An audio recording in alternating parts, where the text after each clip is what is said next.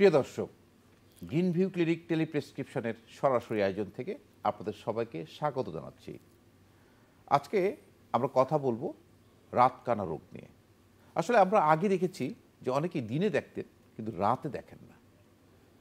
এই রাতে না দেখার কি কারণ? আদৌ কোনো চিকিৎসা আছে? এ রোগ কি ভালো হয়? এই বিস্তারিত জানবো। আমাদের সাথে আছেন প্রফেসর ডাক্তার আনিসুজ্জামান, তিনি পরিচালক Bangladesh eye hospital Uttara. Sir, আপনাকে স্বাগত আমাদের স্টুডিওতে। ধন্যবাদ আপনাকে। স্যার, আমরা যে প্রশ্নটাকে প্রথম করব যে রাতকানা রোগ কি? আচ্ছা, রাতকানা শব্দটা ঠিক ওইভাবে সুনির্দিষ্টভাবে বিশেষ কোনো রোগের জন্য আমরা না বলে এই জাতীয় লক্ষণ কাদের কাদের হয় সেইগুলো আমরা আগে একটু চিন্তা করি। যেমন ধরুন, কেউ যদি অনেক পুরু মাইনাস পাওয়ারের লেন্স পরেন, হাই মায়োপিয়া, তারা কিন্তু কম আলোতে দেখতে অসুবিধা অনুভব করেন। কোনো কোনো ক্ষেত্রে চোখের যে আলোক নিয়ন্ত্রণকারী পর্দা, এই যে কালো পর্দাটা, এটা কিন্তু কম আলোতে প্রসারিত হয় আলো আমন্ত্রণ জানানোর জন্যে। আবার তীব্র আলোতে এটা সংকুচিত হয়ে অনেকটা ক্যামেরার ডায়াফ্রামের মতো আলোকে নিয়ন্ত্রণ করে। এখন দেখা যায় যে যাদের আলোক নিয়ন্ত্রণকারী পর্দাটা অন্ধকারে প্রসারিত হতে পারে না, কিছু কিছু রোগের ক্ষেত্রে হয়, তারা কম আলোতে দেখতে অসুবিধা বোধ করেন। এরপর ধরুন, ভিটামিন এ ডেফিসিয়েন্সি হলে পরে ওই কম আলোতে দেখতে অসুবিধা হয়। আর কিছু রেটিনার রোগ আছে, জন্মগত কিছু রেটিনার রোগ, এগুলোতে আপনার অল্প আলোতে দেখতে অসুবিধা হয়। তবে এগুলোর মধ্যে অন্যতম প্রধান কারণ হলো রেটিনাইটিস পিগমেন্টোসা। এটা রেটিনার বিশেষ এক ধরনের রোগ এবং এই রোগটাতে সুনির্দিষ্টভাবে রোগীরা কমপ্লেন করেন সন্ধ্যার দিক থেকে দেখতে অসুবিধা হয়, দিনের আলোতে ভালোই দেখেন, এই আর কি। তো স্যার, এক্ষেত্রে যেহেতু আপনি বলছেন যে দিনের আলোতে ভালোই দেখেন, রাতে তার দেখতে সমস্যা হয়, স্যার এটা কারণটা কি? স্যার, ওই যে যেমনটি বলছিলাম, ইতিমধ্যে কিছু কারণ বলে ফেলেছি। আর এর বাইরে রেটিনাতে যে ফটো রিসেপ্টরসগুলো থাকে, এগুলার বিশেষ একটা অংশে এক ধরনের জন্মগত পরিবর্তনের কারণে এই জিনিসটা হয়। তার ফলে রোগী কম আলোতে দেখতে অসুবিধা অনুভব করে। তারপর যেমন ধরুন, এই জাতীয় ক্ষেত্রে আরও কিছু লক্ষণ হয়। রোগী কিন্তু সোজাসুজি সামনে ভালোই দেখতে পায়, কিন্তু চারিপাশে দৃষ্টির যে পরিসীমাটা আমরা বলে থাকি, এটা ধীরে ধীরে কমতে থাকে এবং যখন অনেকটাই কমে আসে, অনেকটা গ্লকোমার মতন, তখন কিন্তু রোগী বুঝতে পারে যে তার দেখতে অসুবিধা হচ্ছে। আর আমরা রোগী যে রেটিনাইটিস পিগমেন্টোসায় ভুগছেন, এটা প্রথমে লক্ষণ থেকে বুঝতে পারি। আর সাধারণত এই রোগগুলো শুরু হয়ে থাকে মোটামুটি 20 থেকে 30 বছর বয়সে রোগী লক্ষণগুলো অনুভব করতে থাকে এবং ধীরে ধীরে এর মাত্রাটা বাড়তে থাকে। রোগীর লক্ষণ শোনার পরে ফ্যামিলি হিস্ট্রিটা এক্ষেত্রে গুরুত্বপূর্ণ। দেখা যায় যে পারিবারিক ইতিহাস থাকে। আর আমরা যখন রোগীকে বিশেষ একটা যন্ত্রে বসিয়ে, স্লিট ল্যাম্পে বসিয়ে চোখের ভেতরে রেটিনাটা পরীক্ষা করি, তখন বিশেষ কিছু সুনির্দিষ্ট লক্ষণ থাকে। এটা দেখেই কিন্তু আমরা বুঝতে পারি যে রোগী রাতকানা রোগে ভুগছেন। তার মধ্যে লক্ষণগুলো কি? একটা হয় যে রোগীর চোখের মাঝে যে রক্তনালী, বিশেষ করে আর্টারিগুলো, ধমনীগুলো, এগুলো অনেকটা মানে স্বাভাবিকের চাইতে সংকুচিত হয়ে যায়, ন্যারো হয়ে যায় রক্তনালীগুলো।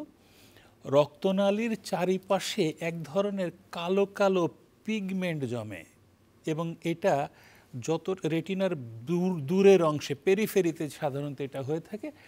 আর একটা জিনিস হয়, অপটিক স্নায়ু, চোখের যে নার্ভটা, এই নার্ভটার এক ধরনের হলদেটে ফ্যাকাশে রং ধারণ করে।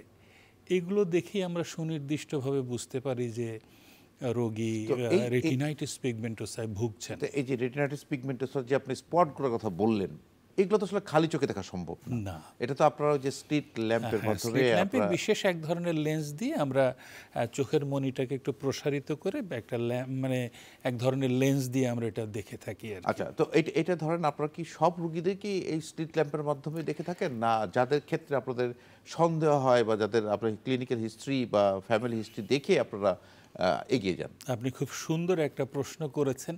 আপনি একজন পালমোনোলজিস্ট হিসাবে কিন্তু আপনি নিশ্চিতভাবে প্রতিটা রোগীর শুধু ফুসফুস পরীক্ষা করবেন না, সার্বিকভাবে একটা প্রোটোকলের মাঝে রোগীকে পরীক্ষা করবেন, যাতে কি না আপনার ইন্টারেস্টের রোগের বাইরে অন্য কিছু থাকলেও যেন ধরা পড়ে।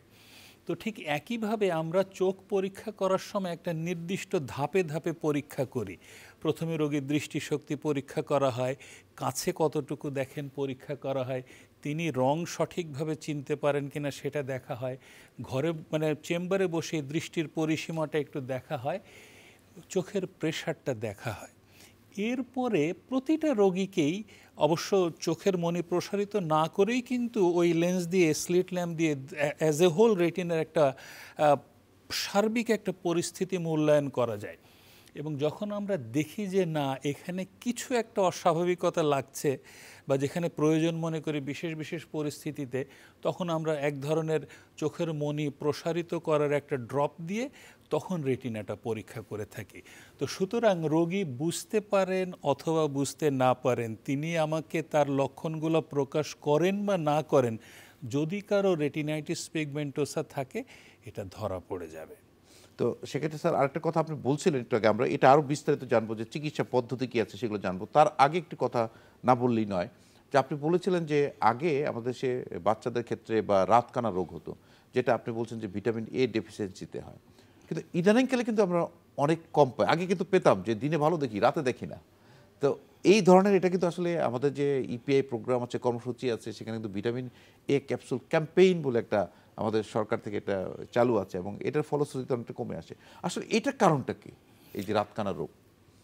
মানে ভিটামিন এ ডেফিসিয়েন্সির কারণে যে রাতকানা ভিটামিন এ ডেফিসিয়েন্সি, ভিটামিন এটা কিন্তু রেটিনার মাঝে ভাঙা গড়ার খেলা চলে। ভিটামিন এ ভেতরে এক ধরনের জিনিস তৈরি করে, এটা আবার পরিবর্তিত হয়ে দের ইজ এ সাইকেল, এটা রেটিনার মাঝেই ঘটে থাকে এবং এই সাইকেলের ক্ষেত্রে ভিটামিন এর ভূমিকাটা কিন্তু অত্যন্ত গুরুত্বপূর্ণ।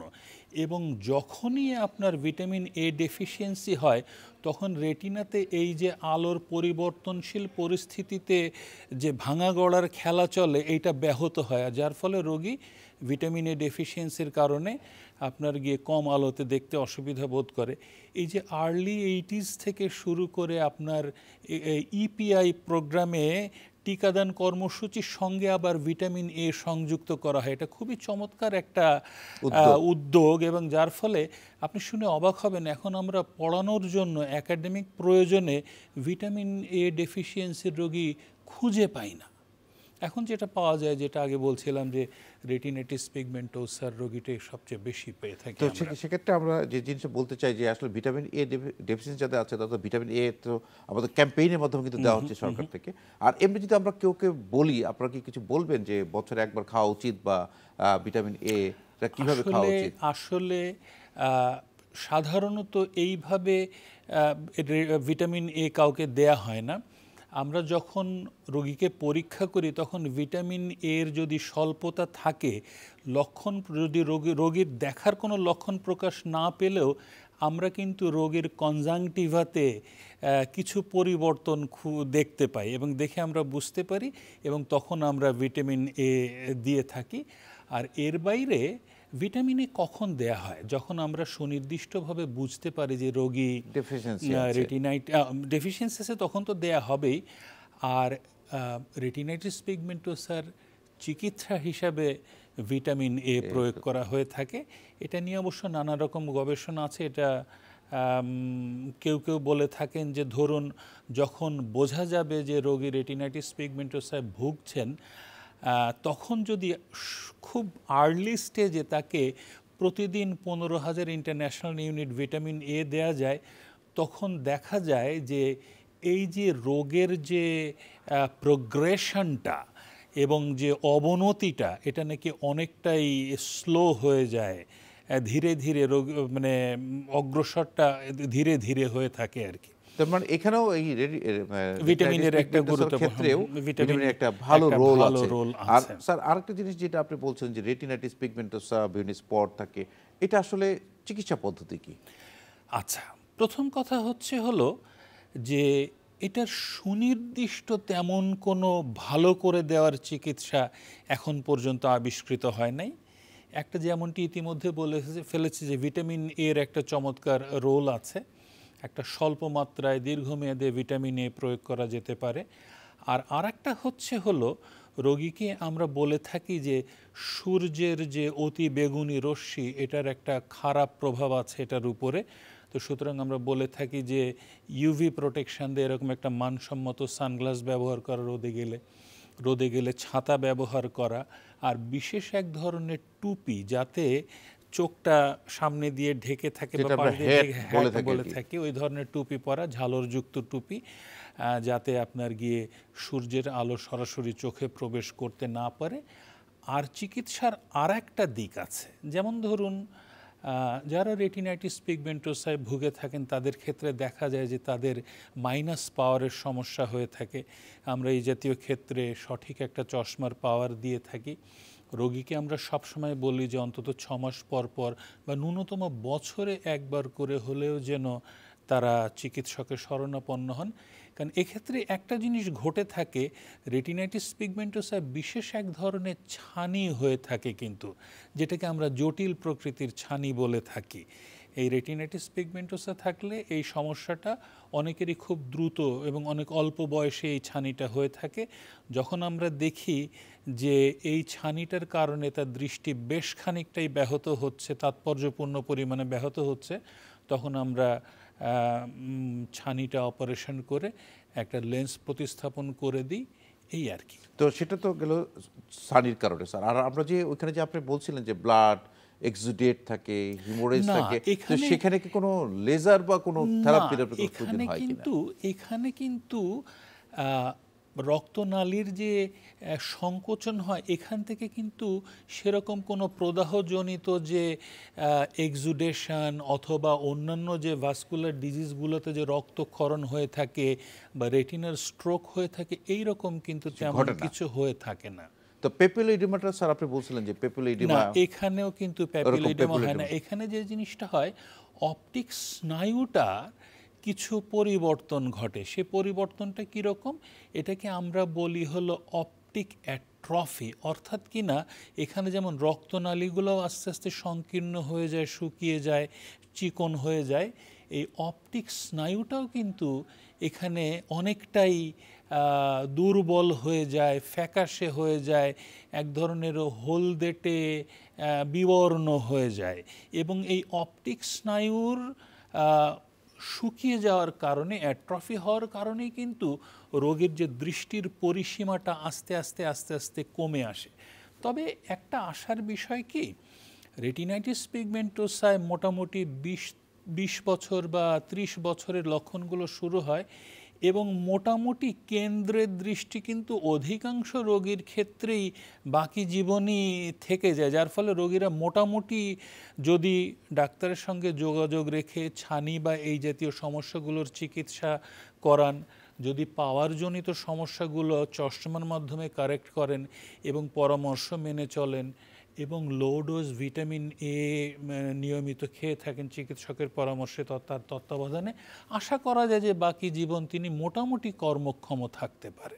না, এটা তো একটা তাহলে মানে একটা আশা হলো যে সে রাতে যে দেখছে না সে দেখতে পাবে বা একটা মোটামুটি ভাবে একটু ভালো থাকবে। স্যার আরেকটা কথা আপনি বলছিলেন যে কারণ হিসেবে যে মায়োপিক পেশেন্টদের ক্ষেত্রে অনেক সময় রাতকানা রোগ হয়, এটা আসলে কিভাবে হয়? ওই যে মায়োপিয়ার ক্ষেত্রে যে জিনিসটা হয় যে চোখের মণিটা প্রসারিত থাকে, চোখের মণিটা প্রসারিত থাকে এবং এই জাতীয় ক্ষেত্রেও কিন্তু রেটিনাতে কিছু, যাদের হাই মায়োপিয়া থাকে তাদের ওই রেটিনাতেও কিছু ডিজেনারেটিভ চেঞ্জেস থাকে, ঠিক আছে?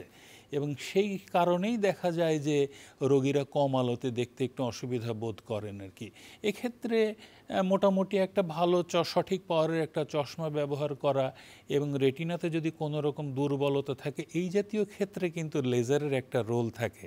যাদের হাই মায়োপিয়া থাকে তাদের রেটিনাটা একটু দুর্বল থাকে এবং বেশ কিছু পরিবর্তন থাকে, কোনো জায়গা থেকে আমরা আগে থেকে বুঝতে পারি যে এইখান থেকে রেটিনার স্থানচ্যুতি হতে পারে, রেটিনা এখান থেকে ছিঁড়ে যেতে পারে এবং এই জাতীয় ক্ষেত্রে আগাম কোনো দুর্বল জায়গায় লেজার করে দেয়া যায়, অথবা রেটিনার একদম শেষ প্রান্তে যে জায়গাটা সবচেয়ে দুর্বল ওই জায়গায় এক ধরনের প্রোফাইল্যাকটিক লেজার করে দেয়া যেতে পারে, যাতে ওখান থেকে রেটিনা ভবিষ্যতে ছুটে না যায়।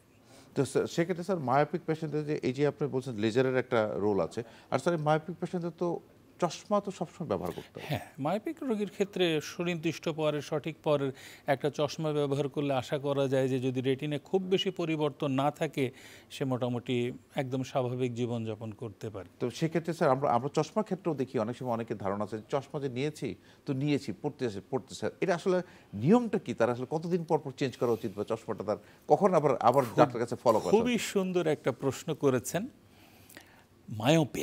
মায়োপিয়ার ক্ষেত্রে যে মাইনাস পাওয়ারটা দেয়া হয় এটা কিন্তু বিভিন্ন বয়সের রোগীর কিন্তু মাইনাস পাওয়ার লাগতে পারে। এখন ধরুন বাচ্চাদের ক্ষেত্রে আজকাল ডিভাইস ব্যবহার করার কারণে, দীর্ঘক্ষণ কাছে তাকিয়ে থাকার কারণে, গেমিং কনসোলস ব্যবহার করার কারণে মায়োপিয়াটা খুব সাংঘাতিকভাবে বেড়ে চলেছে এবং ধারণা করা হয় যে আগামী 25 বছরের মধ্যে পৃথিবীর স্থাবর জনসংখ্যার 50% লোক মায়োপিয়ায় আক্রান্ত হবেন। তার অন্যতম প্রধান কারণ হচ্ছে এই আমরা যে স্ক্রিন টাইম বা গ্যাজেটস ব্যবহার করি, পৃথিবীর 50% লোক আগামী 25 থেকে 30 বছরের মধ্যে। নিশ্চয়ই আপনি চিন্তা করেন এই যে করোনা পরবর্তী সময়ে আপনি যদি দেখে থাকেন বাচ্চারা যে 2 বছর বাধ্য হয়ে ঘরে থেকে পড়াশোনার কারণে, বিনোদনের কারণে দীর্ঘক্ষণ স্ক্রিন ব্যবহার করার কারণে আমরা তার পরবর্তীতে দেখেছি মায়োপিয়া অনেক বেড়ে গিয়েছে। তো এখন যেটা বলছিলাম যে ধরুন বাচ্চাদের ক্ষেত্রে যখন মায়োপিয়া হয় তখন তার শারীরিক বৃদ্ধির সঙ্গে সঙ্গে সে যখন লম্বা হতে থাকে শরীরের আর অন্যান্য অংশের মতো চোখটাও কিন্তু ধীরে ধীরে লম্বা হয় এবং এক্ষেত্রে দেখা যায় যে সে যতদিন পর্যন্ত 17 বা 18, 19 বছর পর্যন্ত বাচ্চারা লম্বা হয় এবং আমাদের অভিজ্ঞতা বলে অধিকাংশ বাচ্চার ক্ষেত্রেই ধীরে ধীরে পাওয়ার বাড়তে থাকে এবং এক্ষেত্রে আমরা একটা বাচ্চার ক্ষেত্রে যখন মাইনাস পাওয়ার প্রেসক্রাইব করি আমরা বলে থাকি 6 মাস পর পর পরীক্ষা করাতে এবং আমাদের অভিজ্ঞতা বলে যে প্রায়শই তাদের পাওয়ার বাড়তে থাকে এবং সমন্বয় করতে হয় এবং এটা যদি প্যাথোলজিক্যাল টাইপ অফ মায়োপিয়া না হয়ে থাকে, বিশেষ এক ধরনের মায়োপিয়া যেটা আজীবন বাড়তে থাকে, সেটা যদি না হয়ে থাকে তাহলে কিন্তু দেখা যায় যে বাচ্চার 18 বছর বয়সের দিকে যে পাওয়ারটা স্থিতিশীল হয়ে যায় সাধারণত আর বাড়ে না। এটা তো গেল বাচ্চাদের কথা। 18 বছর বয়সী বা তদূর্ধ্ব যারা থাকেন তাদের ক্ষেত্রে পাওয়ারটা যদি তেমন অসুবিধা না হয় তাহলে আমরা খুব বেশি পরিবর্তন খুঁজে পাই না। এক্ষেত্রে আমরা বলে থাকি যে বছরে একবার করে বা অসুবিধা হলে একবার করে চোখটা একটু পরীক্ষা করানো।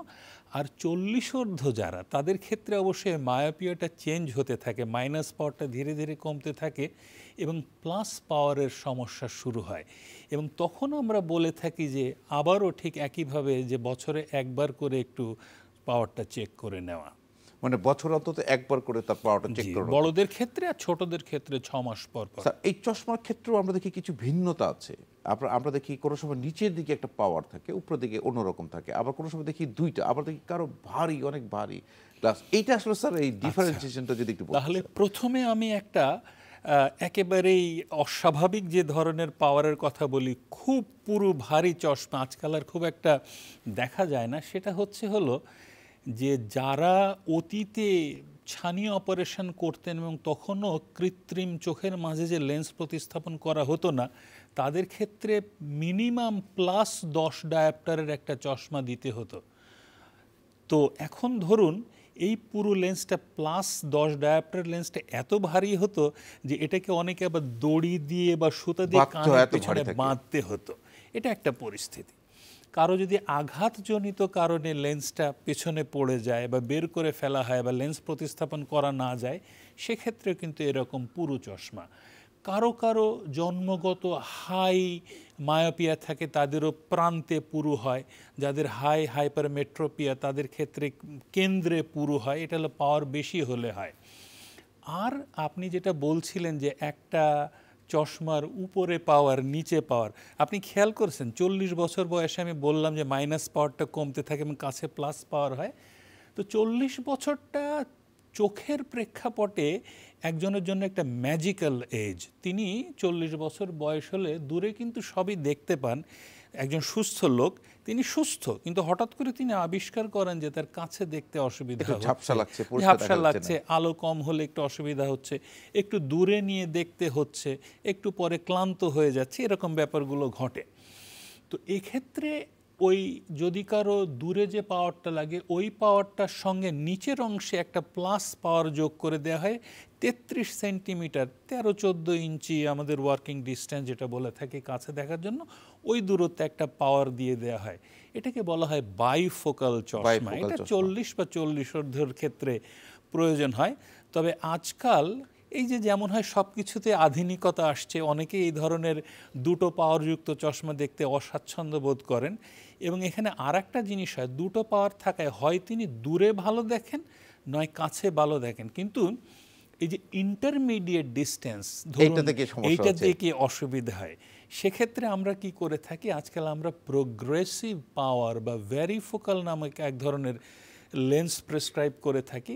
এক্ষেত্রে দূর থেকে কাছের যে পাওয়ারটা এটা ধাপে ধাপে পরিবর্তন হতে থাকে, যার ফলে রোগী তার পুরো দৃষ্টিতেই কিন্তু পাওয়ার উপভোগ করেন এবং চোখের ওঠা নামার সঙ্গে তার তাকানোর সাথে সাথে ওই পর্যায়ে যে পাওয়ারটুকু প্রয়োজন ওই পাওয়ার করিডোরে তিনি ওই পাওয়ারটা উপভোগ করেন, যার ফলে তিনি দূরে মাঝে কাছে সবই এটা দেখতে এটা পান। তো স্যার আমার এটা মনে হয় খুবই যে চমৎকার আধুনিক একটা একটা আধুনিক প্রোগ্রেসিভ একটা চশমা, এটা একটা ব্যবস্থা। জি, ভালো জি। পদ্ধতি। প্রফেসর ডক্টর আনিসুজ্জামান, আপনাকে অসংখ্য ধন্যবাদ ব্যস্ততার মাঝে আমাদেরকে সময় দিয়েছেন এবং দর্শকদের উদ্দেশ্যে আপনি চোখ নিয়ে যে কথাগুলো বলে নিশ্চয়ই অনেকের অনেক উপকারে আসবে। আপনাকে ধন্যবাদ। আপনাকেও অসংখ্য ধন্যবাদ। আর চ্যানেল আইয়ের সকল দর্শক কলাকুশলী সকলকে অসংখ্য ধন্যবাদ। প্রিয় দর্শক, আপনাদেরকে অসংখ্য ধন্যবাদ এতক্ষণ আমাদের সঙ্গে থাকার জন্য। নিশ্চয়ই চোখ একটি ভাইটাল অর্গান। আপনার চোখের দৃষ্টি সুরক্ষা করার জন্য আপনাকে অবশ্যই যে পরামর্শগুলো প্রফেসর ডক্টর আনিসুজ্জামান দিলেন সেগুলো মেনে চলবেন। আপনাদেরকে অসংখ্য ধন্যবাদ। শুভকামনা সকলের জন্য।